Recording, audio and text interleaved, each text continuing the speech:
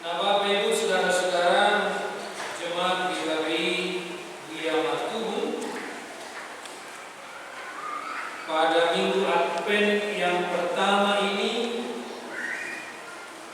kita diarahkan dengan satu pesan: sambutlah kedatangan Tuhan dalam kekudusan. Lalu sekarang Bapak Ibu yang dikasihi Tuhan,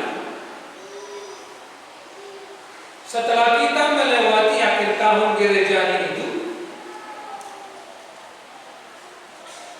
kita dipanggil sambut kedatangan Tuhan dalam kekudusan, yang waktunya kapan dan di mana kita tidak tahu. Dan memang kita tidak perlu urus, tidak perlu ada forecast ramalan untuk itu. Tetapi kita dipanggil untuk siap-siap. Pada akhir dari tulisan Paulus ini ke jemaat Tesalonika, pasal 5, soal kedatangan itu, tidak ada orang yang tahu. Tapi dipesankan kepada kita semuanya, Bapak Ibu, janganlah saudara-saudara menjadi anak kegelapan, tapi jadilah saudara-saudara anak-anak terang, anak-anak siang.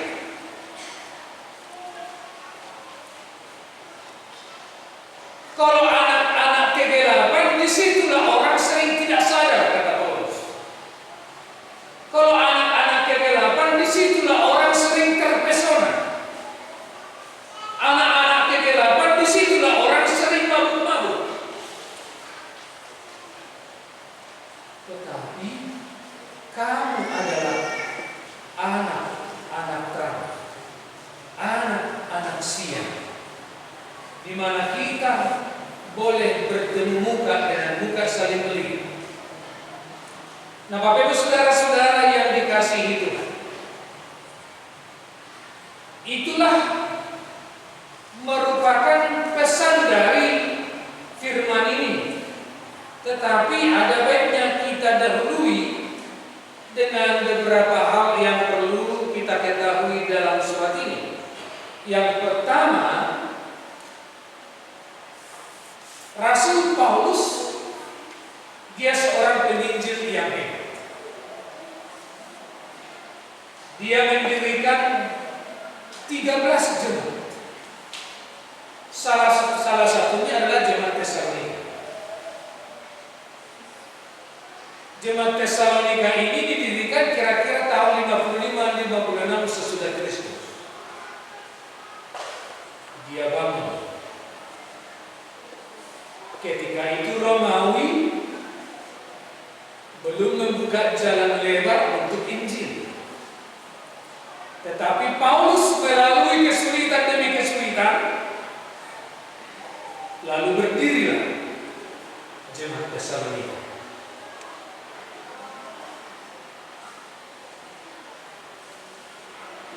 Seiring dengan kehidupan di Tesalonika, ada beberapa orang yang tidak menyukai Paulus. Tidak menyukai Paulus. Yang memaksa Paulus harus meninggalkan Tesalonika dan pergi ke Athena. Ada orang yang sangat dikasihi Paulus di Tesalonika ini. Buah pemberitaan Injil Paulus sudah berdiri satu jemaat Tesalonika, tetapi di Tesalonika ini juga ada orang yang tidak menyukai Paulus, yang mengadu domba dengan pemerintah, sehingga Paulus harus melarikan diri dan tinggal di Athena. Makanya tadi kalau Bapak Ibu perhatikan nasnya, mari kita berdoa supaya Tuhan Yesus membukakan jalan bagi kami bertemu dengan kamu.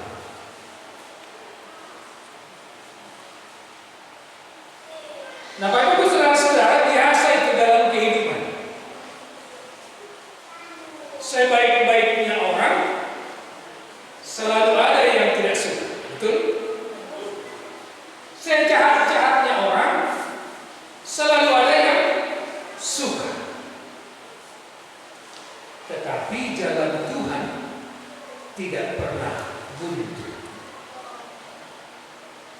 Paulus mengutus Timotius. Paulus menjadi anak rohani Paulus, ini Timotius. Kamu pergilah dulu ke Tesalonika.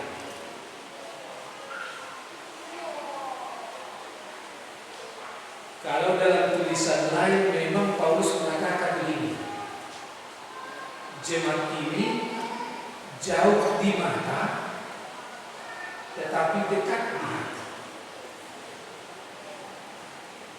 Lalu Paulus mengutus Timotius supaya ada yang menggembalakan jemaat Tesalonika. Kemudian di waktu yang berbeda, Timotius datang kembali melaporkan. Kira-kira bagaimana sekarang keadaan Tesalonika? Rupanya mereka tetap berdiri dengan iman yang teguh. Ini. Mereka tetap berdiri dengan iman yang teguh. Nanti kalau pulang dari gereja ini dibaca pasal 2, tapi bukan lagi 1 Tesalonika 1 Tesalonika 2, tapi 2 Tesalonika 2. Kalau nanti pulang ke rumah baru dibaca, sangat menghadapi kesukaran memang Tesalonika itu. Timbul pendurhaka, datang si pencoba, terjadi penyesalan di Tesalonika ini. Itu hal yang biasa dalam kehidupan bergereja. Ketika Tuhan Yesus bertanya, ketika Tuhan Yesus berkhotbah, Dia menaburkan gandum, tetapi pada malam hari datang iblis menaburkan lalat. Bahkan sampai dikatakan oleh murid, gimana sih Tuhan? Enggak, gimana kalau kami cabut aja ini yang lalang-lalang ini semua, gimana sih katanya? Kata Tuhan Yesus, jangan. Akan ada waktunya, akan datang waktunya, masa panen, di mana gandum akan dipisahkan dari laut. Memang di gereja kita mungkin ini salah satu faktornya. Kalau Bapak Ibu baca di PRT kita, tidak ada pemecatan. Tidak ada pemecatan di kita. Yang ada kalau dia mengundurkan diri, kalau dia tidak tatap pengembalian, kalau dia meninggal, tidak ada pemecatan. Lalu selalu bertanya, kalau saya kasih pembinaan, selalu bertanya luas. Gimana ini Pak Bishop ini? Sudah orang jemaat dia ini tidak pernah membayar waktu bulanannya, bertahun-tahun tidak pernah bayar waktu bulanan, selalu dikunjungi oleh pendeta, tak pernah dia bayar. Lalu saya katakan begini, Tuhan sayang samamu, sayang. Demikian juga Tuhan sayang sama dia. Tapi dia tidak bayar. Anggap aja dia sakit. Kalau dia sakit dia bayar. Dibiarin atau diobati? Diobati. Nah Bapak Ibu saudara-saudara yang dikasihi Tuhan, jemaat Tesalonika ini betul-betul menjadi satu teladan. Mereka bertumbuh dalam iman, dalam kesukaran apapun mereka bertumbuh terus. Mereka tidak pernah meninggalkan Tuhan Yesus. Dan Timotius membawa kabar ini kepada Paulus. Andai kata saya misalnya melihat itu, andai kata Bapak Ibu juga hadir pertemuannya antara Timotius dengan Paulus, ketika Paulus bertanya, Timotius gimana sekarang jemaat Tesalonika? Pasti kasih 2 jempol. Sama seperti pesta hari ini. Walaupun COVID, tetapi Tuhan memberikan kasih karunia-Nya, berkatnya buat GKBI Kriya Tubuh, sehingga hari ini ulang tahun yang ke-26, ibu-ibu dengan baju kuningnya tanda cerah dia. Ya. Ibu dengan baju kuningnya tanda cerah, bersih, bersinar. Ada sekarang hari ini penyerahan sertifikat rumah pastori. Saya kira ini kita harus angkat jempol untuk jemaat khusus GKPI Riang Matua. Nah, Bapak Ibu saudara-saudara yang dikasihi Tuhan, tetapi selain Bapak Ibu bersukacita hari ini berulang tahun membawa sebagian dari yang Tuhan berikan itu, Bapak Ibu persembahkan ke gereja ini, bahkan juga Tesalonika membawa kabar baik kepada Paulus. Sebetulnya Paulus memberitakan Injil mencukupkan dirinya dengan bekerja sendiri, tetapi juga perhatian dari Tesalonika. Tetapi Paulus mengingatkan hal yang terpenting, jangan terlena, jangan terpesona. Kamu harus siap menantikan kedatangan Yesus, di mana kamu tidak bercacat. Kamu menantikannya dalam kekudusan. Nah, Bapak Ibu saudara-saudara, ini sering diumpamakan seperti pengantin laki-laki dalam Matius 25, bahwa Yesus itu seperti pengantin laki-laki dan gereja sebagai pengantin perempuan. Tetapi menarik sekali Bapak Ibu, pengantin perempuan ini dikatakan 5 yang bodoh, 5 yang bijaksana. Yang bijaksana ini menyediakan minyak. Ketika pengantin laki-laki ketok-ketok, saya sudah datang, mereka siap, saya sudah siap. Tapi yang 5 lagi yang bodoh ini belum, masih lama lagi. Dia terpesona. Saya mau ajak Bapak Ibu jangan terpesona di gereja mertu ini, ya. Jangan terpesona melihat KP, jangan terpesona melihat kejahatan-kejahatan, tetapi jadilah anak-anak siang, anak-anak terang. Nah, Bapak Ibu saudara-saudara, nah itulah yang diminta oleh Paulus, jangan bercacat gitu. Maksud Paulus gimana sih? Dikatakan dalam firman ini, dan kiranya Tuhan menjadikan kamu bertambah-tambah dan berkelimpahan dalam kasih seorang terhadap yang lain dan terhadap semua orang, sama seperti kami juga mengasihi kamu. Pada pasal 5 ayat 8, walaupun tidak sejelas dalam 1 Korintus 13 ayat 13, Paulus mengingatkan kembali supaya jemaat Tesalonika ini tetap teguh berdiri dalam 3 hal, yaitu iman, pengharapan, dan kasih. Yang 3 ini, Bapak Ibu menghantar kita menyambut Yesus Kristus untuk kedua kalinya, tak bercacat dalam kekudusan. Kalau dalam kekudusan agak berbeda artinya dalam kesucian.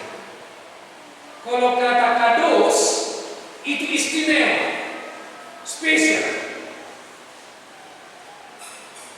Nah, ibarat seorang anak gadis menantikan misalnya pacarnya, pasti membuat sesuatu yang istimewa. Nah, ketika Yesus datang, pengantin laki-laki ini, pengantin pria, dan bagaimana ini gereja sekarang mempersiapkan diri. Nah, sekarang kita sudah melihat ini ada lilin.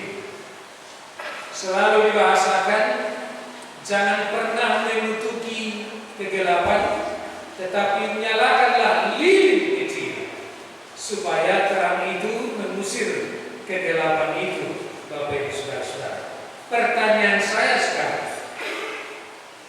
kalau saya membuka televisi,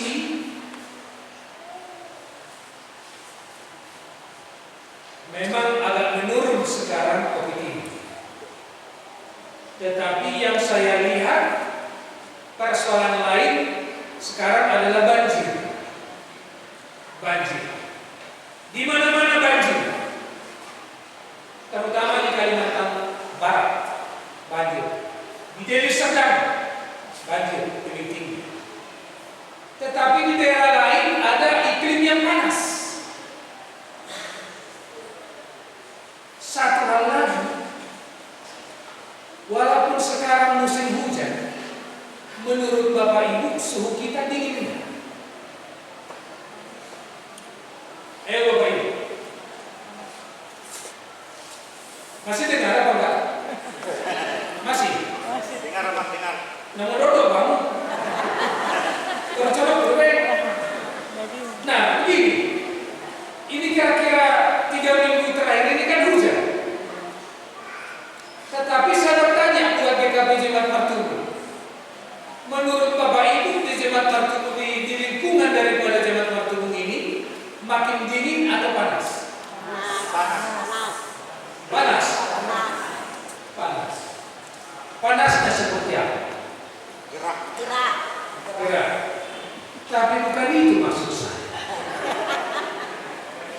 Yang saya maksud adalah tadi pagi beberapa hari ini saya buka TV. Orang tidak sedang lagi merugikan temannya. Gampang kali sekarang orang marah, betul nggak? Gimana Bapak? Kalau sekarang ini makin gampang orang marah atau enggak? Makin gampang orang tersinggung. Kalau kira-kira di rumah aminan, makin cepat marah bapak suami, makin sayang ya sama kau ini. Gitu ya. Mudah-mudahan hari ini Martubung, kalau hujan ini membawa hati juga dingin, jangan semakin panas. Tapi karena saya buka TV, yang sedikit-sedikit mutilasi, pembunuhan, memutilasi antara ayah dengan anak, ayah dengan istri, tetangga dengan tetangga. Saya kira Bapak Ibu saudara-saudara apa yang dimaksudkan oleh firman Tuhan hari ini. Sambutlah kedatangannya dalam kekudusan tak bercacat. Bapak Ibu saudara-saudara, gereja hadir sekarang di Indonesia ini ada 271 sekarang. Resepnya GKBI 271 dan sekarang ada GKBI Martubung di sini. Bapak Ibu dipanggil, kata gereja di sini tunggal. Aku percaya kepada Tuhan adalah gereja. Kita dipanggil di sini. Kiranya Tuhan memberkati GKBI Martubung menurunkan suhu di daerah Martubung ini. Menurunkan suhu dengan membawa damai di GKBI Martubung ini. Mudah-mudahan ini terjadi pertama sekali di tengah keluarga. Mari menantikan Tuhan itu dengan kasih. Dengan kasih dari Tuhan Bapak Ibu. Itulah salah satunya yang bisa menurunkan suhu dalam kehidupan ini. Bagaimana kita mengasihi saudara kita. Dan itulah firman Tuhan buat kita pada hari ini. Karena apa? Kita sudah menyadari hujan memang terjadi, tetapi di sana cepat kali marah. Hujan memang membuat dingin perasaan, tetapi di sana gampang kali orang tersinggung. Gampang kali orang mau perang sekarang. Nah, bagaimana kita peran serta orang Kristen, Bapak Ibu saudara-saudara? Jemaat Tuhan yang dikasihi ini, bawalah lilin ini kepada jemaat di Sardis. Malaikat berbicara. Dikatakan Yesus akan segera datang. Aku datang segera. Peganglah apa yang ada padamu, supaya tidak seorang pun mengambil mahkotamu. Sekali lagi, peganglah apa yang ada padamu, supaya tidak seorang pun mengambil mahkotamu. Terakhir, dalam Wahyu 3 ayat 21,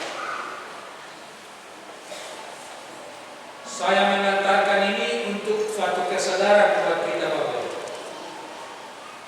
Barang siapa menang, ia akan kududukan bersama-sama aku di atas tahta, sebagaimana aku pun telah menang dan duduk bersama-sama dengan Bapakku di atas tahta. Adakah orang yang tidak mengalami pergumulan dalam hidup ini Bapak Ibu? Sekali lagi. Adakah orang yang Bapak Ibu ketahui tidak pernah menghadapi kesulitan, menghadapi persoalan dalam kehidupan itu? Tidak. Kalau demikian Bapak Ibu, bahwa hidup ini adalah sebuah perjuangan. Sebuah perjuangan yang harus kita menang. Nah, kalau kita sekarang mengikuti ayat pertama ini, biarlah firman Tuhan ini sekarang menjadi peneguh iman kita, menyadarkan kita bahwa jangan pernah kalah terang dengan kegelapan. Dalam akhir dari tulisan Paulus ini pasal 5 bagian yang pertama ini, kamu bukanlah anak-anak kegelapan, kamu bukan anak-anak malam, kamu adalah anak-anak terang, anak-anak siang. Anak-anak siang adalah di mana kita bekerja dan harus bekerja Bapak Ibu. Tetapi persoalannya sekarang, kalau orang berkata sekarang orang edan, orang makan, orang aman, apakah kita harus ikut dia supaya kita juga ikut makan? Bukan demikian. Firman Tuhan sekarang, mari kita menjaga diri kita jangan tercacat. Selalulah nantikan Tuhan dalam kekudusan. Jadilah Bapak Ibu memperjuangkan hidup kita. Jadilah menjadi orang yang menang. Sekali lagi, jadilah orang yang menang. Ini bukan berantem maksudnya. Ini bukan berantem. Tapi jadilah Bapak Ibu menang dalam iman. Jadilah Bapak Ibu menang dalam pengharapan. Jadilah Bapak Ibu menang dalam kasih. Itulah firman Tuhan untuk kita. Kiranya kita ketika nanti Yesus datang, masing-masing ada nama kita disebut. Jangan lupa nama itu. Bila nama dibacakan, pada saat itu pun aku ikut serta. Tuhan memberkati.